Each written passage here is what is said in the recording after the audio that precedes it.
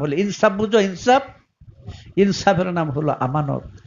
ইনসাফ থেকে হয় ইনসান, এটা উঠাই দিয়েছে ইনসান, এই বরাত উঠাই দিয়েছে ইনসান, বরাত উঠাই নিয়া তিনি ইনসাফকে ধারণ করিয়া আমানতকে ধারণ করিয়া তিনি ইনসানিয়াত প্রকাশ করতেছে। আল্লাহর রূহ, আল্লাহর রূহ, রুহুল্লাহ, আল্লাহর রূহ যখন মানব স্তরে লাভ করি তখন ওইটার নাম হয় রুহে ইনসানি, শক্তিশালী কথা বুঝছো, মানবাত্মা। এখানে এসে নাম ধরে এই সবে বরাত লাভ করে আমি এই দুনিয়াতে আসছি। বোঝা যায় জটিল বিষয় যদি বুঝি, সৃষ্টিতত্ত্বের বিষয় এটা। এই দুনিয়াতে আসার পরে এখানে কিন্তু অনেক কথা, এই দুনিয়াতে আসার পরে, এইখানে আসার পরে আমরা ধীরে ধীরে সেই আমানত কিন্তু হারাই ফেলছি নাকি? এখন ইনসাফ হারায় কোন কোথায় আছি? ইনসাফ হারায়া কোথায় আছি? বেইনসাফে। প্রমাণটা কি? খারাপ দেখি খারাপ শুনি, খারাপ বলি, খারাপ চিন্তা করি, এসিনি হারাইছিনি কিছু? হ্যাঁ, ওই নুতফা বেডি গো উডে উডিয়া এই সাতামাতা আমানত না, কথাটা বুঝছো? এগুলি বাজে শিক্ষা দিয়েছে সমাজকে এক ধরনের ফকিররা।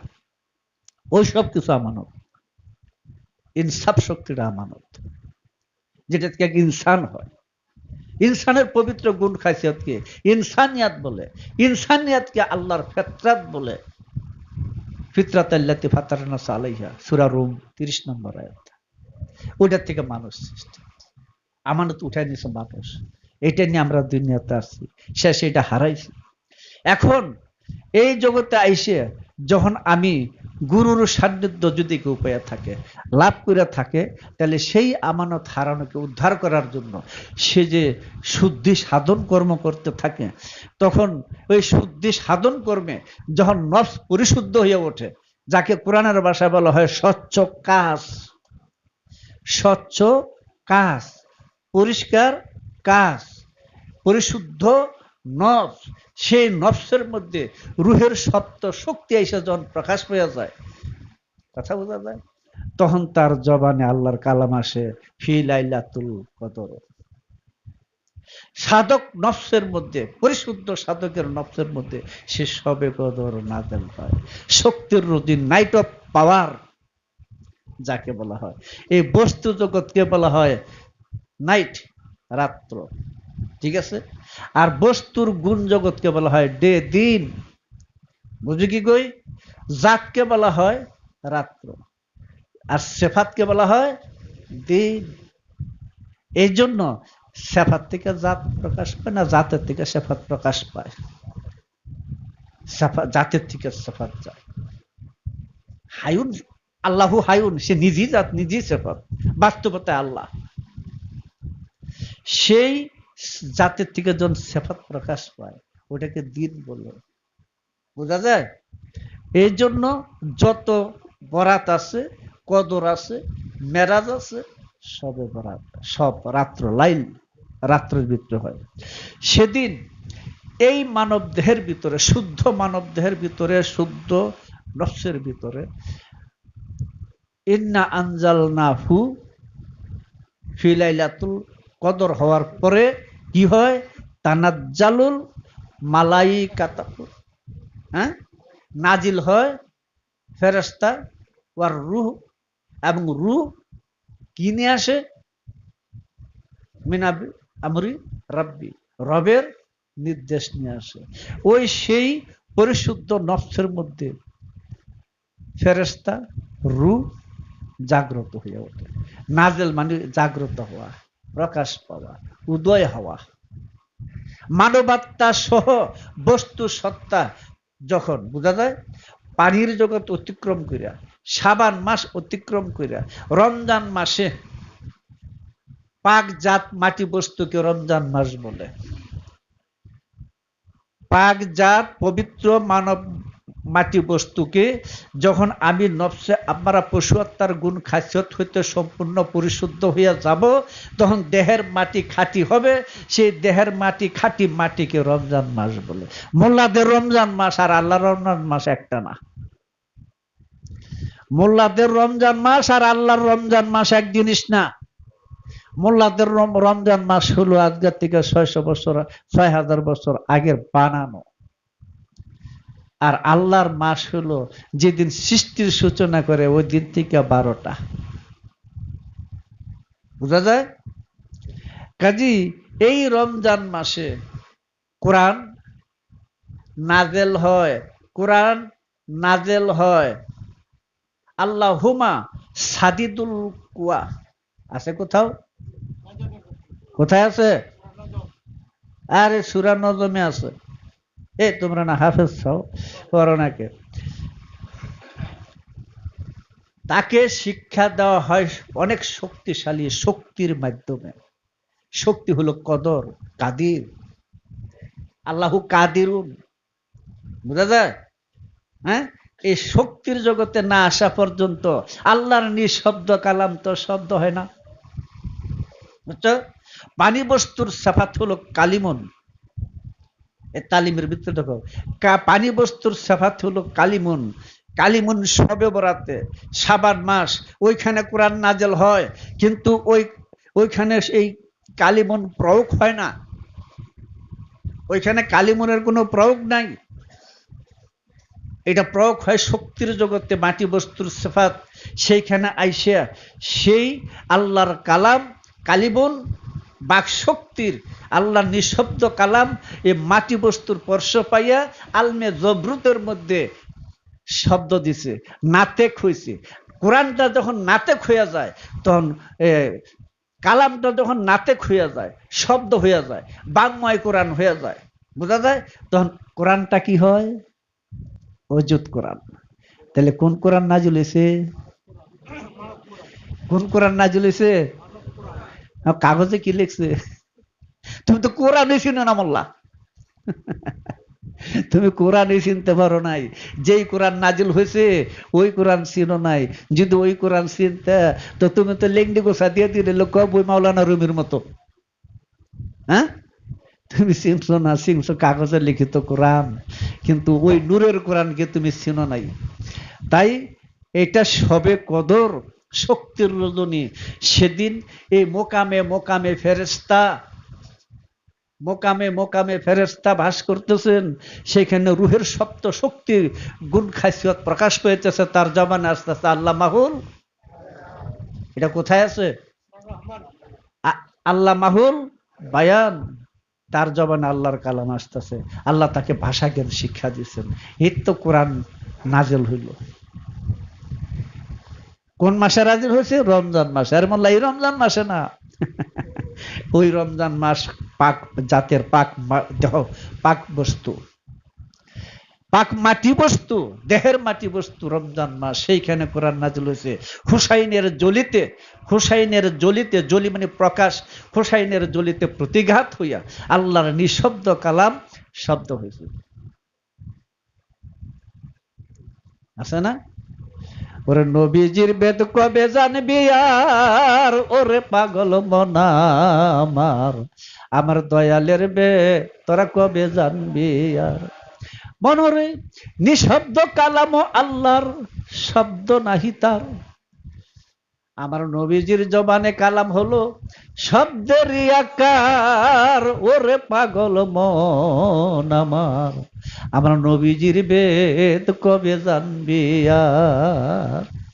হ্যাঁ, তোরা কোথায় কোরআন বিছাইতেছ? কোরআন তো প্রকাশ হইতেছে, কোরআনে তো হেদায়েত করতেছে, কোরআনে হেদায়েত করতেছে, করে না? রাসূল হেদায়েত করে না? কোরআন হেদায়েত করে না? কাগজের 50 কোটি কোরআন যদি একখানে হেদায়েত করবো? করবে না। কোন কোরআন যে হেদায়েত করে মোল্লাই ওইটাই বুঝে না। এই কাগজের কোরআনের ভেদ বুঝতে না পাইরা যদি বুঝতে হয়, দেখো আগে যাও গুরুর কাছে, আগে যাইয়া ইমান আনো, আগে পীরের কাছে যে, মুর্শিদের কাছে যে আগে ঈমান আনো, আগে বায়াত হও, তারপরে তোমার এই অন্ধ চোখটাকে ধীরে ধীরে খোলো গুরুর শিক্ষায়, গুরুর এলেমে। এই অন্ধ চোখটাকে আলো দিয়া খুললা এবার তুমি কাগজে কোরআন খুঁজে দেখো, তুমি যা করতেছো সব ওইখানে আছে, বুঝো নাই? আর তুমি তা না করিয়া এই ব্যবসায়িক মোল্লাগো মাদ্রাসার মধ্যে যাইয়া বালা চোখটা না কানা করিয়া এর পরে কি করছো? তুমি পীর মুর্শিদ ওলি আল্লাহ অস্বীকারী করে বসছো। যাওয়ালা তুমি তো কানা হইছো, তোমার 14 গোষ্ঠী শুদ্ধা খানা বানায় দিয়েছো ঘরের মধ্যে যেটি আছে। এবার ভালো হয়েছে না? রে বললা তোমার এই গোড়ার ডিম ইত্যাদি ধর্ম হবে না। সাফাবাজি গলাবাজি না করে যদি পারো বাস্তবে বুঝাই দেবো বিষয়টা কি, নাকি তো হয়ে যায়। এইসব আজে বাজে কিসা কাহিনী তুললে কি করবা? কাজে সবে কদর সবে বরাতের সাথে জড়িত, নাকি? সবে বরাতের সাথে জড়িত। এর পরে যখন আত্মতত্ত্বের ভেদ জানবে, সবে মেরাজ সামনে পাবে, ওটা যাইতে গেলে তুমি যাবে ইকরা বিসমি রাব্বিকাল্লাযী খালাক, খালাকাল ইনসানা মিন আলাক, এইটার ধারায় চলে গেলে তুমি খোদাকে বাস্তবতার ভিত্তিতে দেখতে পাবে। অথবা মান আরাফা নাফসাহুর তালিম, যদি তুমি বুঝে থাকো খোদাকে বাস্তবে দেখবে। খোদাকে না দেখা ঈমান আনা যায় না। এই মৌলবী তুমি চিনো? খোদাকে না দেখা ঈমান আনা যায় না। তুমি কার কাছে ঈমান আনছো? হ্যাঁ, কার কাছে ঈমান আনলে তুমি ঈমানদার হইছো? তুমি কি ঈমান চোখকে দেখছো? তুমি তো ঈমান চোখকেই দেখো নাই। আবার আমরা কোত্থেকে? তোমার বিয়ে হয় না, কাটিলে গরু শ্বশুর বাড়ি বিশ্রাইতে সারা জন্মে নিভাবে? হ্যাঁ, পাবে না তো, হয় নাই।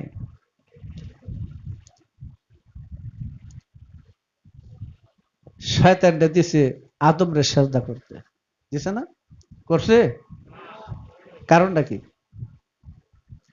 ওয়া তারাহুম ইয়ানজুরুনা ইলাইকা ওয়া হুম লা ইয়াবসুরুন, রাসূল বলেন, আল্লাহ বলেন, কোরআনে আল্লাহ বলেন, দেখছেন তারা আপনাকে দেখে। কারা দেখে?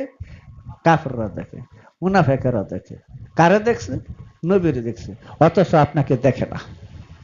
তাহলে দেখাও দেখে না।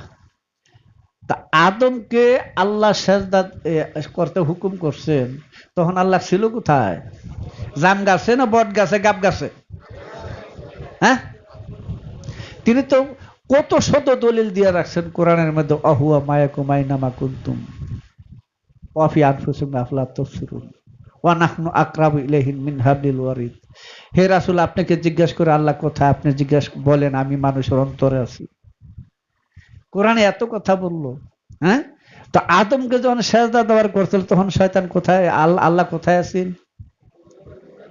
শয়তান মানছে? হ্যাঁ, শয়তান তো মানে নাই। আদমকে সেজদা করছে। আচ্ছা, আদম আর ফেরেশতা আমি দুবার দলের এক হয়, ফেরেশতারা সেজদা করছে। আর দাদা, এই ফেরেশতা কি জিনিস, তার বাস্তবতাটা কি? ফেরেশতা তো সাফাতি নূর, বস্তু ছাড়া গুণ থাকে না, বস্তু ছাড়া গুণ থাকে না। শুদ্ধ স্বভাবের মানুষটা ফেরেশতা, আর অশুদ্ধ স্বভাবের মানুষটা শয়তান, জিন। এটা একটা চরিত্র, উত্তম এবং অধম দুইটা চরিত্রের প্রভাব এই জায়গার ভিতরে। কথা বুঝছো? ওই শুদ্ধ মানবী আদমকে সেজদা করছে, অশুদ্ধ মানুষ শয়তান করেন। মানব রূপ, শয়তানের আলাদা কোনো সত্তা নাই। সে একটা চরিত্র, সে একটা গুণ। ফেরেশতা একটা চরিত্র, গুণ। পরিশুদ্ধ মানুষের অবস্থার মধ্যে ফেরেশতা সব তারা সেজদা করছে। তাদের মস্তিষ্কে আগুন ছিল না, শয়তানের মস্তিষ্কে আগুন ছিল, তাই নত হইতে পারে নাই। কাজী এই যে শয়তান, আচ্ছা শয়তানের গুরুকে?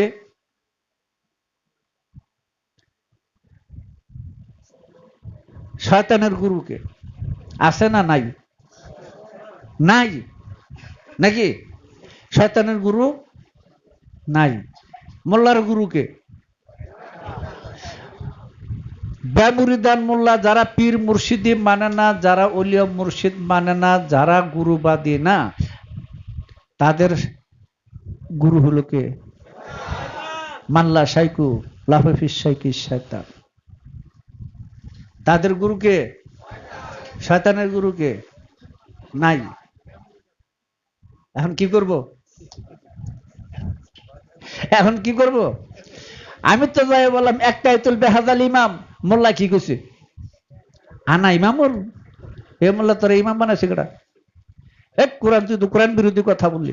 কোরআনে চেয়ে দেখ, কোরআনের মধ্যে লেখা রাখছেন ইমাম আল্লাহ পাক নিযুক্ত করবেন। হযরত ইব্রাহিমকে আল্লাহ পাক বলছেন আমি মানব জাতির জন্য ইব্রাহিমকে ইমাম নিযুক্ত করলাম। এ মোল্লা তোর ইমাম বানাইছে কেডা? এই তুই তো দেখা পাবনা হাসপাতালের এই বেটার মতো এই আজকের থেকে আমার নবী কবি আর পাগল বাড়িয়া গায়ে তোর আমি কবে ফাটাইছি? হ্যাঁ, নিজে নিজে ইমাম হয়ে গেছো। এই কেরি বাটপারি সিটার এগুলি ব্যবসা।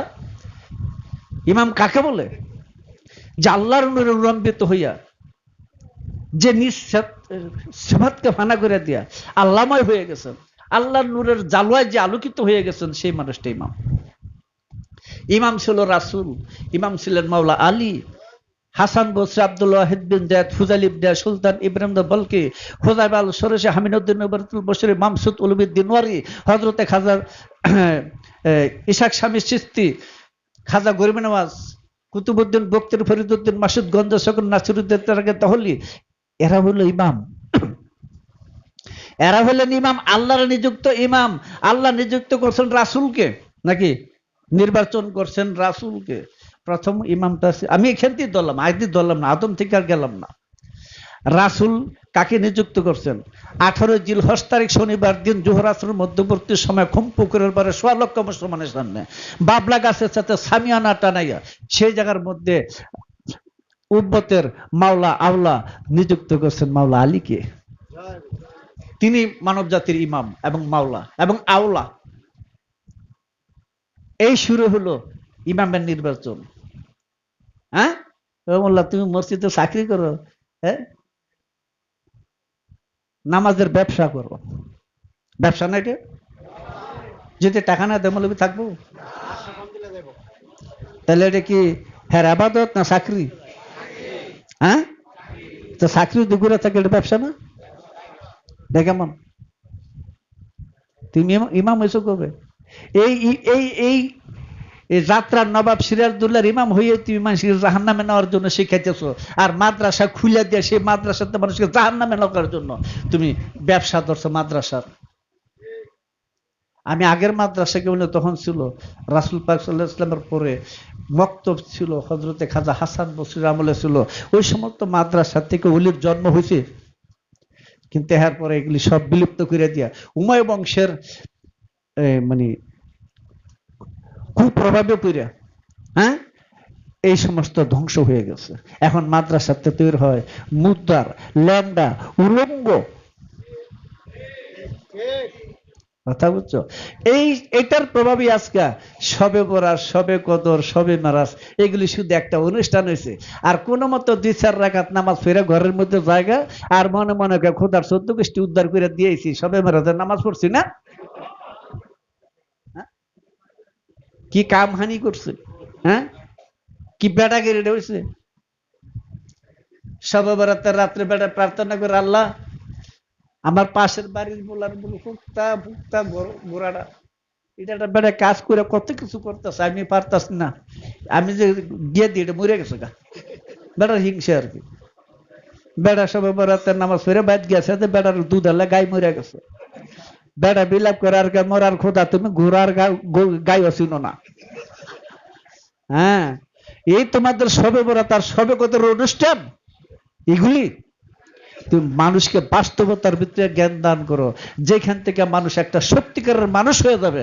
একটা সত্যিকারের মানুষ যদি হয়ে যায় তো নামাজ শুধু হজ জাকাত 14 গোষ্ঠী একসাথে আদায় হয়ে যায়। আর সমস্ত কিছু করা হলো কিন্তু নামাজ রোজা সবই করা হলো, কিন্তু আমি মানুষ হইতে পারলাম না, এটা কি কোনো কাজ লাগবে? বিন্দু মাত্র কাজে লাগতো না। ওই বাটপাররা আবার শিক্ষা দেয়, যাই করো চুরিদারি ভালো মন্দ যাই করো, নামাজটা পড়ো। ও হারামটা, তো তুই নামাজ বুঝোস? তোর মোল্লাই বুঝে? হ্যাঁ, কি অবস্থা কো দেখি।